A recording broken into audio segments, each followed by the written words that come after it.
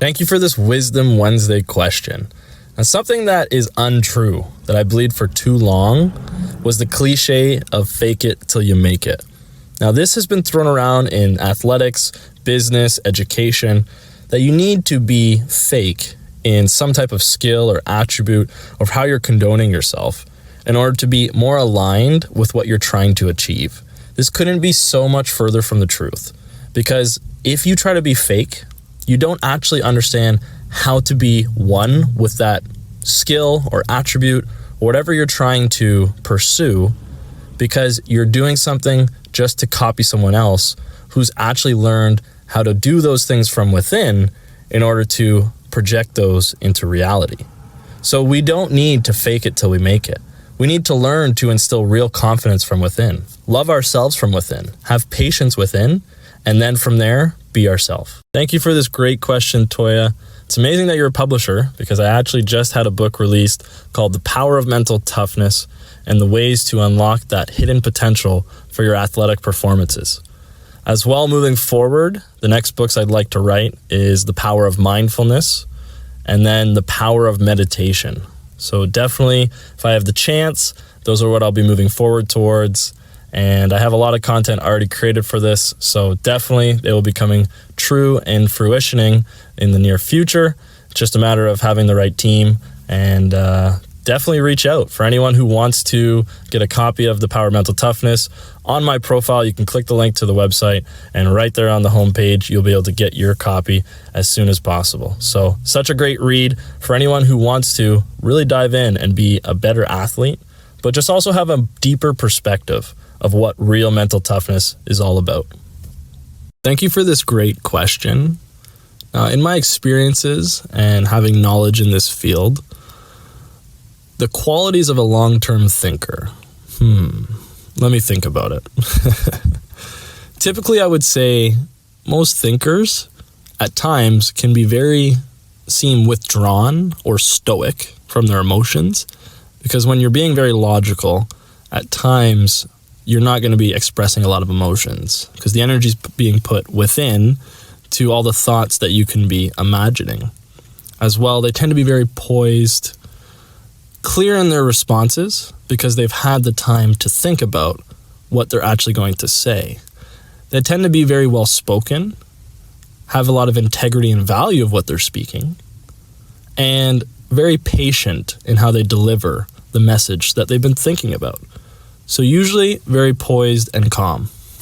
Thank you for this great question. And it's definitely difficult to reflect and think about just one teacher that I would say is my favorite, because I've had so many great ones along the journey, and I've enjoyed so many different subjects because of those teachers. If I had to narrow it down to just one, the one that stands out the most to me is my grade 10 drama teacher. And I say this because she was one of the kindest, nicest, most positive and outgoing people I've had along my experiences with different professors and teachers. As well, being in a drama class, it can be a little bit of a drag if you have a teacher who doesn't really push you to do uncomfortable things and get you out of your own shell to learn that maybe you were better at something than you realized, or you could have did more in another aspect. But it helped me grow to being a better communicator and just learning to try new things and challenge myself. Thank you for this great question, man. Definitely a cool story of perseverance in my life. When I was 15, I made the choice to move away from home, away from my friends and my parents, to live with my brother and his wife in Whitby, which is just outside Toronto, and my hometown is Sarnia, which is 3 hours from there. So definitely a good move. Now, I was playing for Team Ontario at the time, which was a big step in my baseball career, being able to go to the next level of competition and training and performance. However, they were not able to take me to practices and take me to different places for training on my own time. So I had to coordinate with teammates in order to get rides, but my teammates didn't want to come all the way to my house because they were driving as well from a far distance. So I would walk many kilometers to catch a ride. They'd drop me off at the gas station. I'd walk another amount of kilometers to get home. And it didn't matter if it was rain, shine, cold, or hot. I made the effort to get there so that I could get to practice. Thank you for this great question. Now, thinking about some unattractive habits, I would have to say definitely someone who's unorganized and as well not hygienic.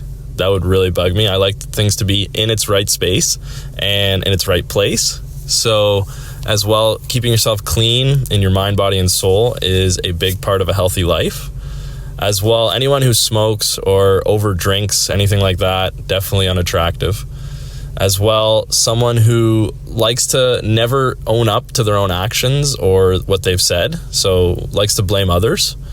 And for sure, someone who wants to sit there on the couch all day and just play video games or watch TV. So those types of habits are somewhat associated with potentially lazy people or someone who has less ambition. And those would be the ones that would bug me the most and what I would find unlikable. Thank you for this great question, Holly. For me, this month has quite a few things happening that I'm looking forward to. But I would say the number one thing that I'm looking forward to is starting my next chapter with my beautiful girlfriend, one day to be my wife. We are finally moving into our own apartment, and it's in a beautiful location and has everything we could need and more. So we are beyond excited to start this next chapter and really dive into everything we could achieve in our book that we're writing together. So that is really beautiful for us. I'm so excited that we got this opportunity. It all worked out well. Everything really flowed effortlessly, and we did so much searching to find the right spot. And before you know it, it just manifested itself right in front of us. As well, we have some cool things we're going to for some meditations, and I have the opportunity to speak to City Council for a new sport recreational center. So lots to think about. Thank you for this great question. Now, this is really interesting because I would have to say I feel multiple ages based on what I'm describing. Now, when it comes to my mind, I am very fortunate and grateful that through conscious living and being meditative, I feel pretty elder. I would be somewhere around the 70s, I would say, in my mind and how I live. I'm very much a homebody. I like being at home with my girlfriend. I do not party. I do not get into things that are, of that nature. But in my heart, I feel like a 7-year-old child where I feel carefree, I'm playful, I'm joyful, and just living in the moment as best as I can. And depending on how many sports I play or how hard my workouts are, my body can feel anywhere in between that age gap, just depending on the day. So, there's a range, but that's how I feel. Thank you for this Wisdom Wednesday question. And if there was a recurring theme in my life, I would say it's about being as present and as patient as possible. Something I remind myself every day of is many of the attributes I want to align with through my affirmations, but one specifically so much is patience and being as present in the moment as possible.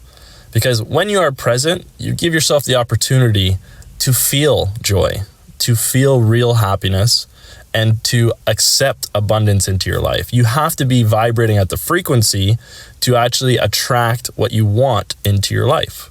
Your reality is based on manifestations that you are creating with your mind, using your thoughts, words, and actions.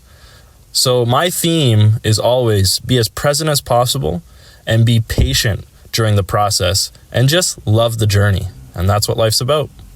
Thank you for this Mindful Monday question. And so far, the most adventurous thing I've done is gone snowboarding out in Banff, Alberta. That is in Canada for anyone who's in the States.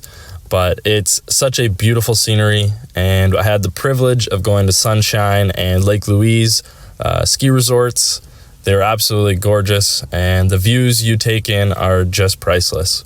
So not only did we get the opportunity to snowboard at somewhere around 8,000 feet, but also had the opportunity to do some hiking at Sulphur Mountain, which was a great experience. Got to really feel the thin air, see the effects of being at altitude when trying to do some type of cardiovascular movement, and it was just an amazing experience all around. So that is the most adventurous thing so far, but we will see what the rest of the journey brings my way.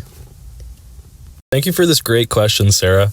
Now, when it comes to synchronicities, this is the universe letting you know you are on the right path, either for enlightenment or some type of intuition, but you're guiding yourself towards a more spiritual and conscious route.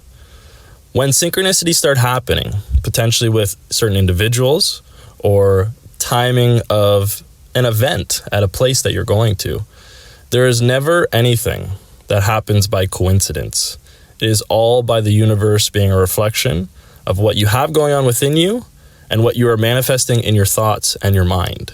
So based on the actions you are taking, the universe will guide you on either your right path or you're wrong. So if you're having a lot of accidents and things that feel odd, most likely you're not on your best path. But if you're seeing 11-11, 12-12, and a lot of signs that you're uplifting your consciousness, you are on the right one. As always, stay strong, stay consistent, stay healthy, and keep developing yourself. Level up.